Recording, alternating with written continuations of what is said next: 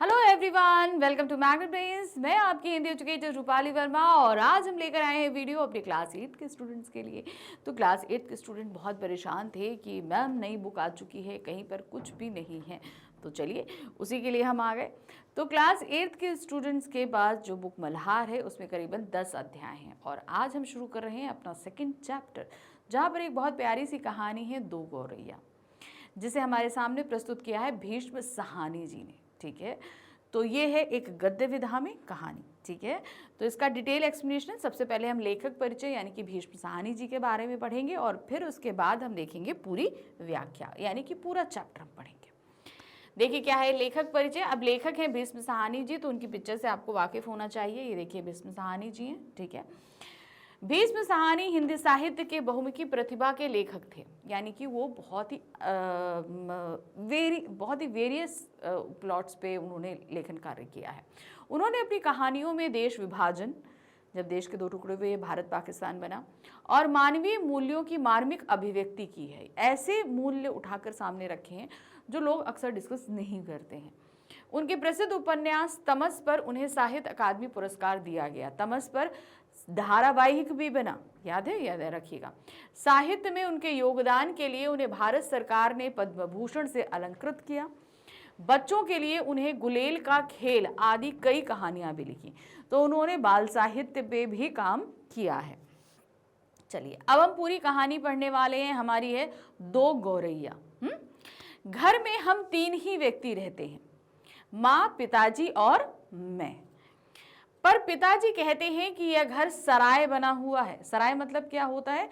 जहां पर लोग आकर टिकते हैं और फिर चले जाते हैं। ठीक है, हम तो जैसे यहाँ मेहमान हैं, घर के मालिक तो कोई दूसरे ही हैं। अब पिताजी ऐसा क्यों कह रहे हैं तो आगे पढ़ना पड़ेगा। आंगन में आम का पेड़ है, तरह तरह के पक्षी उस पर डेरा डाले रहते हैं। अब मतलब बहुत सारे पक्षी आते हैं, रहते हैं, अंडे दिए, बच्चे निकले, फिर उठकर चले गए। जो भी पक्षी पहाड़ियों घाटियों पर से उड़ता हुआ दिल्ली पहुंचता है, पिताजी कहते हैं वह सीधा हमारे घर पहुंचता है। यानी कि आम के पेड़ पर आता है, सीधे पहाड़ होता है ना, ट्रैवल करते हैं पक्षी इधर जगह। मान लीजिए पहाड़ों पर बहुत ठंड हो जाती है तो मैदानी इलाकों में आ जाते हैं, फिर जब मैदानी गर्मी पड़ती है तो वो फिर पहाड़ी इलाकों में चले जाते हैं। तो ये दिल्ली में है, ये तो आपको पता चल गया। ये कहाँ की बात हो रही है? दिल्ली की बात हो रही है। दिल्ली में हमारे जिसकी बात कर रहे हैं उनके घर में आंगन में आम का पेड़ है, वहाँ पक्षी डेरा डालते हैं। और जैसे ही घर का पता लिखवा कर या हो वो यहाँ कभी तोते पहुँच जाते हैं, कभी कौवे और कभी तरह तरह की गौरैया। ठीक है, अलग अलग पक्षी। वह शोर मचता है कि कानों के पर्दे फट जाएं, पर लोग कहते हैं कि पक्षी गा रहे हैं। मतलब भाई पक्षी चहचहाएंगे तो जाहिर सी बात है खूब ज्यादा शोर भी होगा, तो लग रहा है पक्षी गा रहे हैं। घर के अंदर भी यही हाल है, बीसियों तो चूहे बसते हैं। मतलब घर के अंदर क्या है? बहुत सारे चूहे हैं। रात भर एक कमरे से दूसरे कमरे में भागते फिरते हैं। वह धमा चौकड़ी मस्ती है कि हम लोग ठीक तरह से सो भी नहीं पाते, मतलब इतने चूहे हैं। बर्तन गिरते, डिब्बे खुलते, प्याले टूटते। एक चूहा अंगीठी के पीछे बैठना पसंद करता है, शायद बूढ़ा है, उसे सर्दी बहुत लगती है। अब जो चूल्हे के पीछे गर्मी रखती है वहां, तो वहां बैठा रहता है। एक दूसरा जिसे बाथरूम की टंकी पर चढ़कर बैठना पसंद है, अब यानी कि उसे ठंडक चाहिए, उसे शायद गर्मी बहुत लगती है। बिल्ली हमारे घर में रहती तो नहीं, मगर घर उसे भी पसंद है और वह कभी कभी झांक जाती है। अब जब इतने चूहे हैं तो भाई बिल्ली भी आएगी ही आएगी, तो वो आती जाती रहती है। मन आया तो अंदर आकर दूध पी गई, ना मन आया तो बाहर से ही फिर आऊंगी कहकर चली जाती है। मतलब अंदर आई है तो घर में दूध रखा है, वो पीकर चली जाएगी, चूहों का शिकार कर लेगी, जो कुछ भी करना उसे कर लेगी। शाम पड़ते ही दो तीन चमगादड़ कमरों के आर पार फर फैलाए कसरत करने लगते हैं। लीजिए भाई, तोते क्या कहते हैं और कौवे कबूतर तो थे ही, चूहे थे, बिल्ली थी, चमगादड़ भी हैं। शाम होते ही चमगादड़ आ जाते हैं। घर में कबूतर भी हैं। अरे वाह भाई वाह, दिन भर गुटरगू का संगीत सुनाई देता रहता है। इतने पर भी बस नहीं, घर में छिपकलियां भी हैं। भाई सभी के घर में होती है, मेरे घर में भी, मुझे बहुत डर लगता है। और बर्रे भी हैं। बर्रे का मतलब जानते हो? हनी बी से थोड़ा सा बड़े होते हैं वो। बर्रे भी हैं और चींटियों की तो जैसे फौजी ही छावनी डाले रहते हैं। मतलब चींटियां भी खूब हैं। ठीक है, अब एक दिन दो गौरैया सीधी अंदर घुस आई। अब इन्होंने एक दिन की बताई कि दो गौरैया, जो पेड़ है ना आम के पेड़ बाग आंगन में, तो उसमें से दो गौरैया कहाँ आई, घर के अंदर आ गई और बिना पीछे पूछे उड़ उड़ कर मकान देखने लगी, पूरा घर देखने लगी। पिताजी कहने लगे कि मकान का निरीक्षण कर रही हैं कि उनके रहने योग्य है या नहीं। अब पिताजी को इतना सब कुछ आता रहता तो उन्हें भी चिढ़ होती, तो कहते हैं वो घर का निरीक्षण कर रही है कि रहने लोग योग्य है कि नहीं। कभी वह किसी रोशनदान पर जा बैठती तो कभी खिड़की पर। फिर जैसे आई थी वैसे उड़कर भी चली गई, जैसे आई थी अंदर वैसे पूरा निरीक्षण किया और करके चली गई।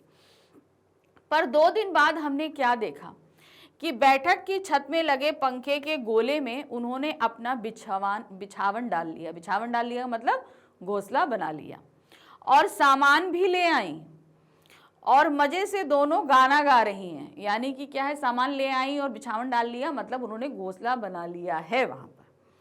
हाजिर है, उन्हें घर पसंद आ गया। जाहिर है कि उन्हें घर पसंद आ गया है, घर पसंद आ, निरीक्षण कर रही थी और वहां पर उन्होंने घोंसला बना लिया, उन्हें बहुत अच्छा लगा। माँ और पिताजी दोनों सोफे पे बैठे उनकी ओर देखे जा रहे थे। थोड़ी देर बाद माँ सिर हिलाकर बोली, अब तो ये नहीं उड़ेंगी, पहले इन्हें उड़ा देते तो उड़ जाती, अब तो इन्होंने अपना घोंसला बना लिया। भाई घोंसला बनाने के बाद पक्षियों को वहां से निकालना आसान नहीं होता, वो नहीं जाते हैं छोड़कर। इस पर पिताजी को गुस्सा आ गया। वह उठ खड़े हुए और बोले, देखता हूं ये कैसे यहां रहती हैं। गौरैया मेरे आगे क्या चीज है, मैं अभी निकाल कर बाहर करता हूं। अब माँ ने बोला कि नहीं निकलेंगे, पिताजी बोले कैसे भाई, मेरा घर है, मैं निकाल के दिखाऊंगा। उन्होंने कहा ठीक है मैं निकाल देता हूँ। छोड़ो जी, चूहों को तो निकाल नहीं पाए, अब चिड़ियों को निकालोगे, माँ ने व्यंग कसा। भाई चूहे तो आप निकाल ना पाए, चिड़ियों को निकालोगे। माँ ने भी हंसी मजाक में पिताजी के ऊपर तंज कस दिया। माँ कोई बात व्यंग में कहे तो पिताजी उबल पड़ते हैं। अब इस तरीके से अगर आप टॉन्ट करोगे तो भाई सामने वाला गुस्से में आ जाता है, अरे मेरे ईगो पे बात हो गई, तो पिताजी को वो गुस्सा आ गया। वह समझते हैं कि माँ उनका मजाक उड़ा रही है। वह फौरन उठ खड़े हुए और पंखे के नीचे जाकर जोर से ताली बजाई। जैसे पंखा हुआ तो पंखे के नीचे जोर से ताली बजाई कि भाई वो डर जाएंगी, उड़ जाएंगी। और मुंह से शशु कहा, मतलब ऐसे ना करके ऐसे जैसे भागते हैं लोग वैसे करने लगे। बाहें झुलाई, फिर खड़े खड़े कूदने लगे, मतलब खड़े खड़े कूदने लगे, शू करके उड़ाने लगे। कभी बाहें झुलाते कभी शशु करते। गौरैया ने घोंसले में से सिर निकालकर नीचे की ओर झांक कर देखा और दोनों एक साथ चींची करने लगी कि भाई मेरा घर है, आप कैसे मुझे ऐसे कर रहे हो चींची। उनको भी गुस्सा आ गया, तो वो शूशू कर रहे हैं, वो चींची करके जवाब दे रही और माँ खिलखिलाकर हंसने लगी। अब माँ जब ये सीन देख रही है, मतलब नीचे से कोई हिड़ा रहा, ऊपर से चिड़िया तुमको चींची करके चिढ़ा रही है, तो माँ हंसने लगी। पिताजी को गुस्सा आ गया, भाई कोई मुझे इतनी जरा सी चिड़िया मुझे चींची कर रही है और माँ उस पर हंस रही है, इसमें हंसने की क्या बात है। माँ को ऐसे मौकों पर हमेशा मजाक सूझता है। हंसकर बोली, चिड़िया एक दूसरे से पूछ रही हैं कि ये आदमी कौन है और नाच क्यों रहा है। अब नीचे से वो शूशू कर रही है तो वो पूछे कि भाई ये आदमी नाच क्यों रहा है कि नहीं, ये चीज। तब पिताजी को और ज्यादा गुस्सा आ गया और वह पहले से और ज्यादा ऊंचा कूदने लगे। गौरैया घोंसले में से निकलकर दूसरे पंखे के टहने पर जा बैठी, मतलब पंखा था उससे जाके निकलकर उस पर डहने, मतलब जो पंखा होता है ना उसके जो पर होते हैं ना उन पे जाकर बैठ गई। उन्हें पिताजी का नाचना जैसे बहुत पसंद आ रहा था। माँ फिर हंसने लगी, ये निकलेगी नहीं जी, अब इन्हें अंडे दे दिए होंगे। अब जाहिर सी बात है, घोंसले में अगर चिड़ियों ने अंडे दे दिए हैं तो वो आसानी से निकलेंगी नहीं, तो बोले अब नहीं निकलेंगी, क्यों इतना बेकार में परेशान हो रहे हो, कूद रहे हो। देखो ये पिताजी कूद रहे हैं ना ऐसे करके, ये ऊपर कूद रहे हैं, चिड़िया ऊपर है। निकलेंगी कैसे नहीं, पिताजी बोले और बाहर से लाठी उठा लाए। अब उनको गुस्सा आ गया, मैं तो निकालूंगा, तो बाहर से ले आए लाठी। इसी बीच गौरैया फिर घोंसले में जा बैठी, निकल के जो पंखे पे बैठी थी जाके, अब निकल फिर उड़कर घोंसले में चली गई। उन्होंने लाठी ऊंची उठाकर पंखे के गोले को ठोकरा, यानी कि जो उसका गोल सर्कल होता है फिर ऐसे पंखे निकलता है, तो उस पर ठोका कि वाइब्रेशन होगी तो उड़ के भागेंगी। चींची करती गौरैया उड़कर पर्दे के डंडे पर जा बैठी। अब कर्टन लगा था, कर्टन जिस रॉड पे लगता है वो पंखे से निकली और वो कर्टन के रॉड पे जाके बैठ गई। इतनी तकलीफ करने की क्या जरूरत है, पंखा चला देते तो ये उड़ जाती। माँ ने हंस के कहा, माँ कहती तुम क्यों करो, फैन ऑन करते, जैसे ही ऑन करोगे वो घूमने लगेगा, वाइब्रेट करेगा, वो उड़कर चली जाती। पिताजी लाठी उठाए पर्दे के डंडे की ओर लपके, वो पर्दे लिए अभी तो पंखे पे कर रहे थे, अब तुरंत जहां पर कर्टन के ऊपर बैठी थी वहां जाकर चले गए। दूसरी सीढ़ी वाले दरवाजे पर, ठीक है, डंडे को लपके एक गौरैया उड़कर किचन के दरवाजे पर जा बैठी और दूसरी सीढ़ियों वाले दरवाजे पर, मतलब दोनों अलग अलग पोजीशन पे पहुंच गई। माँ फिर हंसती, तुम तो बड़े समझदार हो जी, सभी दरवाजे खुले हैं और तुम गौरैया को बाहर निकाल रहे हो।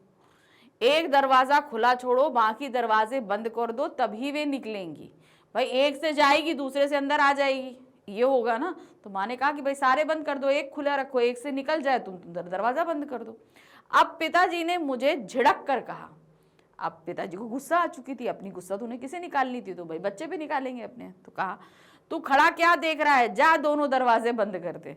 उन्होंने सारे दोनों दरवाजे बंद करने के लिए बोल दिए। मैंने भागकर दोनों दरवाजे बंद कर दिए, केवल किचन वाला दरवाजा खुला छोड़ा, ताकि एक दरवाजा खोला ताकि वहां से निकल जाए।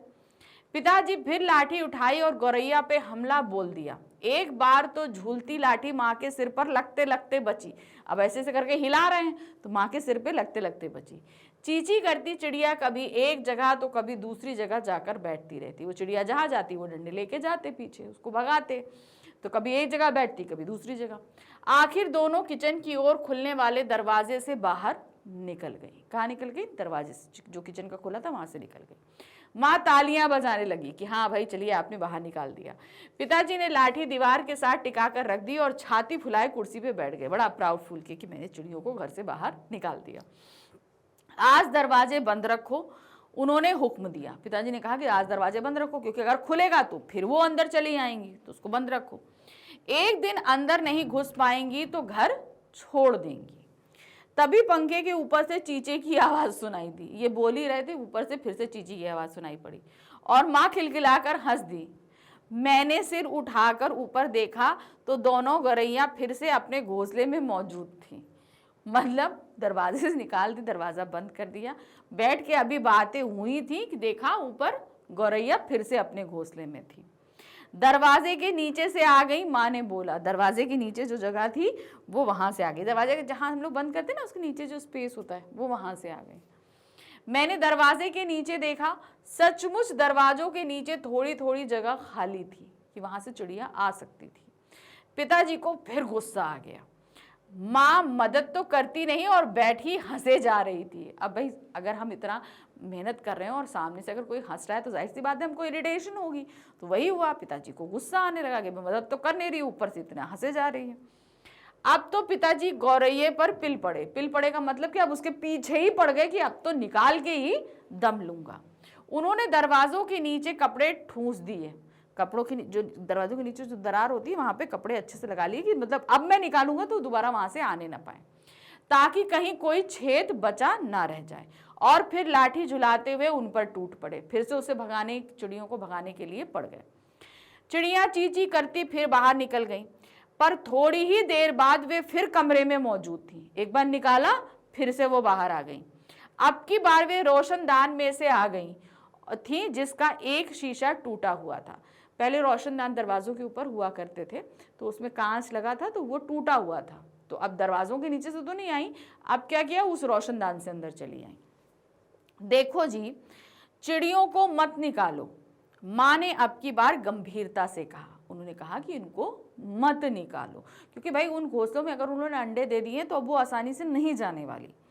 अब तो इन्होंने अंडे दे दिए होंगे, अब ये यहाँ से नहीं जाएंगी। जाहिर सी बात है कोई भी अपने बच्चों को छोड़कर तो नहीं जाएगा। तो उन्होंने कहा कि अब ये यहाँ से नहीं जाएंगी।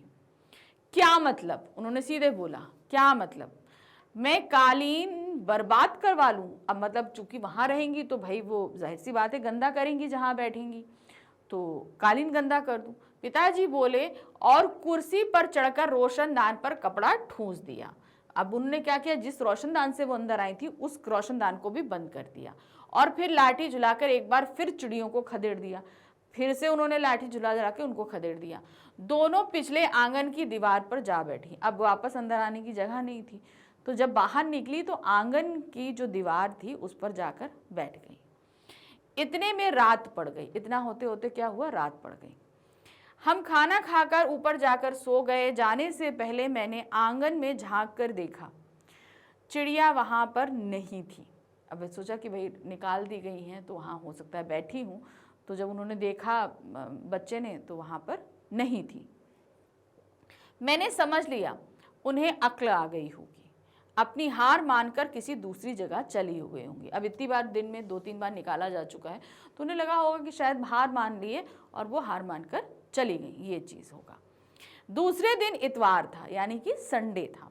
जब हम लोग नीचे उतर कर आए तो वे फिर से मौजूद थी। जब नीचे उतर कर आकर आए रूम में, देखा वो फिर से वहाँ मौजूद थी और मजे से बैठी मल्हार गा रही थी। सुबह का गाना चींची कर रही थी। पिताजी ने फिर लाठी उठा ली।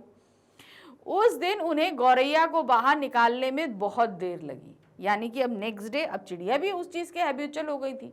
उस दिन उनको बहुत देर लगी उन चिड़ियों को उस घर से बाहर निकालने में। अब तो रोज यही कुछ होने लगा। दिन में तो वे बाहर निकल जाती थी, पर रात के वक्त जब हम सो जाते तो वे ना जाने किस रास्ते से अंदर घुस आती थी।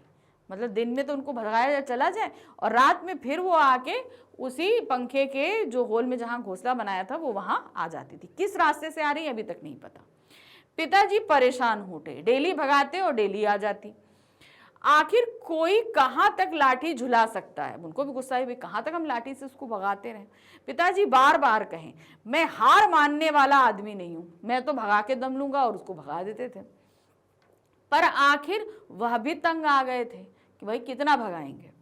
आखिर जब उनकी सहनशीलता चुक गई तो वह कहने लगे कि वह गौरैयों का घोंसला नोच कर निकाल देंगे और वह फौरन ही बाहर से एक स्टूल उठा लाए। अब बाहर बार डेली उनको निकाल रहे हैं, वो आ जा रही हैं, तो थक कर पिताजी अब चिढ़ चुके थे। उन्होंने कहा कि मैं इनका घोंसला ही निकाल कर फेंक देता हूँ। घोंसला ही नहीं रहेगा तो भाई ये दोबारा आएंगी ही नहीं। घोंसला तोड़ना कठिन काम नहीं था। वो लाए स्टूल, चढ़े और उससे निकालने कोई मुश्किल नहीं था। उन्होंने पंखे के नीचे फर्श पर स्टूल रखा और लाठी लेकर स्टूल पर चढ़ गए। किसी को सचमुच बाहर निकालना हो तो उसका घर तोड़ देना चाहिए। अब जैसे चिड़ियों को निकालना है तो उन्होंने जो घर बनाया है उसे तोड़ दो, वो निकल जाएगी। उन्होंने गुस्से से कहा कि बाहर निकालना है तो घर तोड़ दो। घोंसले में से अनेक तिनके बाहर की ओर लटक रहे थे। अब घोंसला बनाओ तो बहुत छोटे छोटे तिनकों से थोड़े थोड़े तिनके लटकते रहते हैं। गौरैया ने सजावट के लिए मानो झालर टांग रखी हो। पिताजी ने लाठी का सिरा सूखी घास के तिनकों पर जमाया और दाईं ओर से खींचा। अब उन्होंने क्या किया और ऐसे करके खींचने लगे। 2 तिनके घोंसले में से अलग हो गए और फरफराते हुए नीचे उतरने लगे। मतलब अलग हुए और ऐसे ऐसे ऐसे करके नीचे लहराते हुए नीचे गिरने लगे। चलो 2 तिनके तो निकल गए। माँ हंस के बोली। अब माँ तो भाई माँ वो तो मजाक कर रही है, पिताजी को चिढ़ा रही है, व्यंग कर रही है। चलो पूरा घोंसला नहीं, कम से कम 2 तिनके तो तुम निकाल पाए। अब बाकी 2000 भी निकल जाएंगे। मतलब अब 1-2 तिनके 2 तिनके निकले, ढेर सारे तिनकों से बना होता है तो बाकी 2000 तिनके। तो उन्होंने एक तरीके से माँ ने पिताजी पर व्यंग किया। तभी मैंने बाहर आंगन की ओर देखा तो मुझे दोनों गौरैया नजर आईं। दोनों चुपचाप दीवार पे बैठी थी। इस बीच दोनों कुछ दुबला गई थी, यानी कि थोड़ी वीक सी हो गई थी। कुछ काली पड़ गई थी। अब वे चहक भी नहीं रही थी, यानी कि जो चहचे जो अभी तक कर रही थी वो इतना नहीं, मतलब कहीं ना कहीं वो उदास थी, कमजोर थी। अब पिताजी लाठी का सिरा घास के तिनकों के ऊपर रखकर वहीं ही रखे घुमाने लगे। मतलब ये घोंसला है और ऐसे रखा उन्होंने और ऐसे ऐसे करके घुमाने लगे ताकि लाठी में वो सारे तिनके लिपट जाए और हम ऐसे खींचेंगे तो घोंसला निकल आएगा। इससे घोंसले के लंबे लंबे तिनके लाठी की किसी तिरे के साथ निपटने लगे। जैसे मैंने बताया ऐसे घुमाएंगे तो वो तिनके उससे लिपटने लगेंगे। वे लिपटते गए और घोंसला लाठी के इर्द गिर्द खिंचता चला आने लगा, यानी कि धीरे धीरे वो घोंसला टूटने लगा। फिर वह खिंच कर लाठी के सिरे के इर्द गिर्द लपटा जाने लगा। सूखी घास और रुई के फाये और धागे और थिल्लियां लाठी के सिरे से निपटने लगी। अब खाली घास का तिनका नहीं होता है, कहीं कपड़ा होता है, कहीं रुई होती है, कुछ भी लेके वो चिड़िया घोंसला बनाती हैं। तो वो धीरे धीरे लाठी पे लिपटने लगा। तभी सहसा जोर से आवाज आई, ची ची ची, एकदम जोर से आवाज आई। पिताजी का हाथ ठिठक गया, वो एकदम रुक गए। ये क्या गौरैया लौट आई? मैंने झट से बाहर की ओर देखा। नहीं, दोनों गौरैया बाहर दीवार पर गुमसुम बैठी थी। तो उनको लगा कि भाई गौरैया आ गई। नहीं, उन्होंने बाहर देखा तो दोनों गौरैया तो वहीं बैठी थी। तो फिर ये चीची की आवाज कहाँ से? ची ची ची, फिर आवाज आई। मैंने ऊपर देखा, पंखे के गोले के ऊपर से नन्ही नहीं गौरैयों के सिर निकले नीचे की ओर देख रही थी। यानी कि उस घोंसले में छोटे छोटे गौरैया के बच्चे थे जो सिर निकालकर नीचे की ओर देख रहे थे और ची ची किए जा रही थी। अभी भी पिताजी के हाथ में लाठी थी और उस पर लिपटा घोंसले का बहुत सा हिस्सा था। लाठी पिताजी के हाथ में थी और उस पर वो घोंसले का हिस्सा लिपटा हुआ था और उसी घोंसले में वो चिड़िया के बच्चे भी थे। नन्ही नन्ही दो गौरैया, वे अभी भी झांके जा रही थी और ची ची करके मानो अपना परिचय दे रही थी। हम आ गई हैं, हमारे माँ बाप कहाँ हैं? यानी कि उस घोंसले में बच्चे थे और वो अपने माँ बाप को खोज रही थी और इधर उनका आशियाना टूटने को था क्योंकि घोंसला काफी हद तक उस लाठी पर लपेट चुका था। माँ अवाक उनकी ओर देख रहा, मैं अवाक उनकी ओर देख रहा था। मतलब अरे अब क्या करें? घोंसला टूटा तो बच्चे गिरेंगे तो चोट आएगी। अब समझ नहीं आ रहा क्या किया जाए। फिर मैंने देखा पिताजी उस स्टूल पर से नीचे उतर आए और घोंसले के तिनकों में से लाठी निकालकर उन्होंने लाठी की ओर एक ओर रख दिया। अब पिताजी को भी समझ में आया घोंसला टूटेगा तो बच्चे मरेंगे। तो उन्होंने घोंसला तोड़ने का इरादा छोड़ दिया और चुपचाप कुर्सी पर आकर बैठ गए। इस बीच माँ कुर्सी पर से उठी और सभी दरवाजे खोल दिए। नन्ही चिड़िया अभी भी हाँफ हाँफ कर चिल्लाए जा रही थी और अपने माँ बाप को बुला रही थी। वो छोटे बच्चे हाँफ हाँफ कर ची ची ची ची चिल्ला रहे थे और अपने माँ बाप को बुला रहे थे। उनके माँ बाप झट से उड़कर अंदर आ गए। अब जैसी माँ ने सारे दरवाजे खोले, वो दो सारी चिड़िया उड़कर क्या हुई? अंदर आ गई और चींची करते उनसे जा मिले। उनकी नन्ही नन्ही चोंचों से चुग्गा डालने लगे। अब वो जल्दी से उनको खाने के लिए देने लगे तो वो चुग्गा लाए थे और उनकी चोंचों में डालने लगे। माँ, पिताजी और मैं उनकी ओर देखते रह गए। कमरे में फिर से शोर होने लगा था, पर अब की बार पिताजी उनकी ओर देख देख कर केवल मुस्कुरा रहे थे। यानी कि अब शोर हो रहा था, लेकिन जहां पहले चिढ़ रहे थे, लेकिन अब क्या था? वो मुस्कुरा रहे थे क्योंकि वहां पर पूरा एक परिवार था, दो छोटे छोटे बच्चे थे। तो कहीं ना कहीं दिल के अंदर वो खुशी थी। ठीक है, भीष्म साहनी जी ने ये बहुत प्यारी सी कहानी लिखी थी।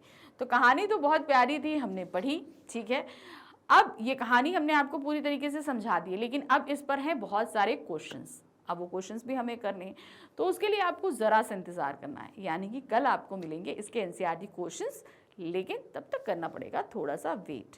और हाँ, अगर आपको वो ई नोट्स या ई बुक्स चाहिए तो उसके लिए आपको संपर्क करना होगा नीचे दिए गए डिस्क्रिप्शन में लिंक पर। उस लिंक में क्लिक करके आप अपने ई बुक्स और ई नोट्स को प्राप्त कर सकते हैं। ठीक है, चलिए जल्दी मिलेंगे दोबारा फिर से हम इसी चैप्टर के एनसीईआरटी क्वेश्चंस के साथ में। Thank you for watching, bye bye.